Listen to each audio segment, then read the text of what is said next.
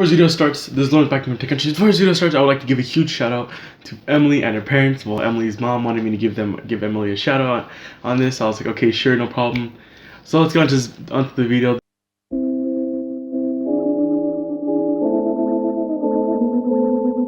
Now onto the CPU. We have the first part on this list is the Intel Core i3 7100 at 3.9 GHz. This is great for gaming and editing. With the board, you're going to take advantage of getting all the performance, hyper-threading, which is very important in editing if you want all the extra power pulled out of that processor. Now, it's only a 2-core processor, but remember, all males have 2 cores, if you know what I mean. Anyways, back on track. This supports up to 64 gigs of RAM. Perfect with that motherboard because our motherboard only supports 64 gigs of RAM. So if you do any over that, I don't know why you would need over 32 gigs, so 64 is just going crazy. 16 gigs will be just fine for $120 to get a powerful processor. Now this list is very, very random. So going into the case, yes, I know everything's spread out, but whatever. That's how I had it in my Word document. One thing I would like to know is that you can put anything in the case. What the heck? One thing I would like to know is that you can put basically everything in the case, no problem. It's like made for this build. And it only comes with one fan, but that's all you really need. It's the Fractal Design Core 2300 ATX mid-tower case. Now, I'm pretty sure you guys have heard of this case before. This case basically has everything you need, except for a power supply, which of course will be in a sec and later on in the list. Again, everything in the list is kind of mixed up, so it's kind of hard to do this because I made this script today. I did all that today. My school was flooded, so there was no school today. So I can't really, I'm gonna make a video today. So let's get on to the next thing on this list. Sorry if it's kind of hard to talk because like. I'll explain. Now here's the build's balls basically. This is where you're going to be pushing all those pixels. The GTX1050 Ti.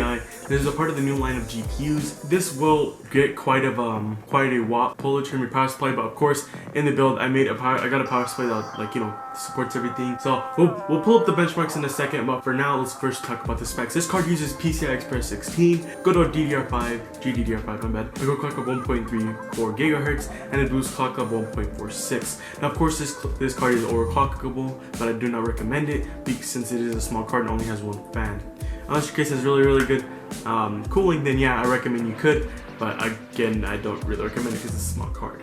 It's still a small and powerful card. It has one HDMI, one DVI-D, and one display port. So dual monitors is an option, but of course you do want the DVI, one through HDMI, that's what I recommend.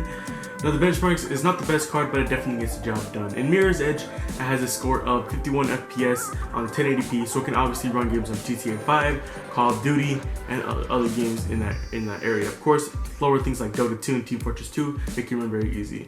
Now let's get on to some more parts. Here is the motherboard, the backbone of the build. You get all your parts you need. Supports DDR4 RAM as low as 2133 and 3466 with 64 gigs maximum RAM. That's what I was talking about earlier.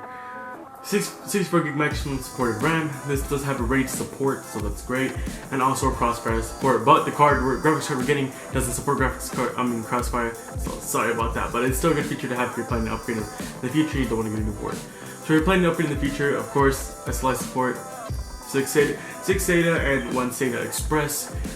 We're not going to color scheme with this motherboard. It does look great. It has a heatsink. It is white and has some design in the middle. Now it is board. What the heck? Okay, guys, I'm sorry with the script. I haven't used the script in a while, and I just need some time to get used to this. Maybe it's because because my friends are probably still watching this. Get the hell off of this, whoever the hell, whichever one of you guys are, whether it be Kenny, Cruz, Jam, whichever one of you, Josh. The RAM is basically the motherboard's second girlfriend. The RAM is the G-Skill Ripjaws V Series 16GB of RAM, DDR4 of course. There's not much to say about RAM. I mean, it's RAM, what else can RAM possibly do? RAM serves a good purpose in editing and in gaming. So you can expect this 2 sticks of RAM, both carrying 8 gigs, equaling to 16 gigs, which is greater for editing. Games only really use up to 8 gigs. The max I've ever seen is a game ever use 8 gigs, but in editing, 16 gigs does help boost productivity, and it does help boost render times and other functions and in the editing software, depending on what you're using. After Effects is a really heavy RAM drainer, so you're gonna need a lot of RAM if you're using that. Sony Vegas, you're gonna be using a decent amount of RAM. So I think this is the end of the list, guys. Sorry for this list being so choppy and me being so hard on trying to do this. It's pretty damn hard. I haven't done a video, not done a video in a while. It's only been a week, but to be honest, my last 3 videos weren't that great. I was planning on doing 2. See, like, I'm stuttering like crazy. I'm drinking water because all of my friends know that I have this channel. So it's really freaking hard to do that. And look, my last two videos were not even related to my channel at all.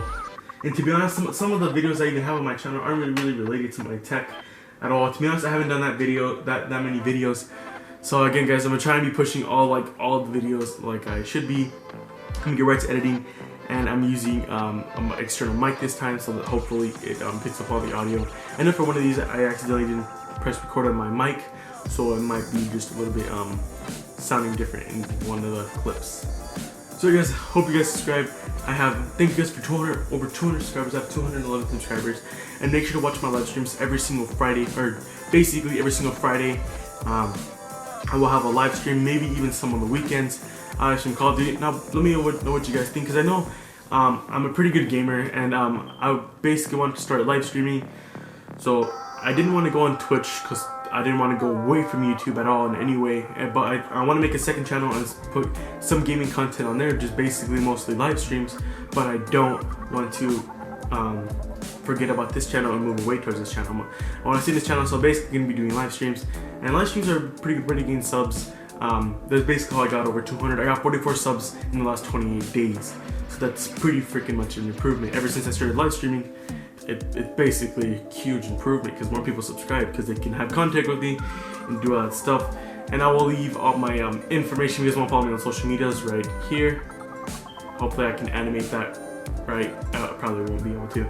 But here will be my Instagram. I'll try to get it here. And here will be my nope, not my Snapchat. I'll put my Twitter right here, just in case you want to message me or anything like that. So thank you guys for subscribing, and why am I'm done, guys. I'm done. I'm done. I'm done.